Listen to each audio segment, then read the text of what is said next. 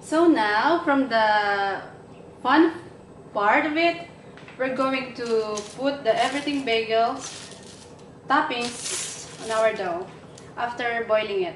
So while doing this, I preheat my oven around 420 degrees Fahrenheit, which is 220 degrees Celsius.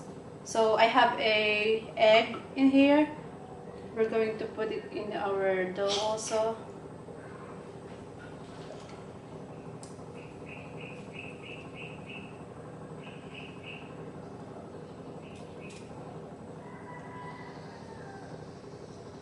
And then after doing that, we're going to put our everything bagel toppings. You can use your hands. Just make sure that you wash your hands first before you touch it. And then sprinkle it on your bagels.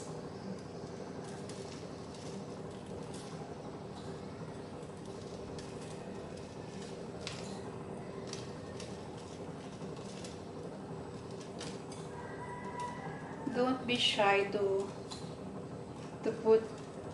be generous if you want your bagels to have everything on it.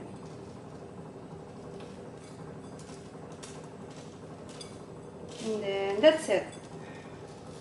We're going to put it now into our oven.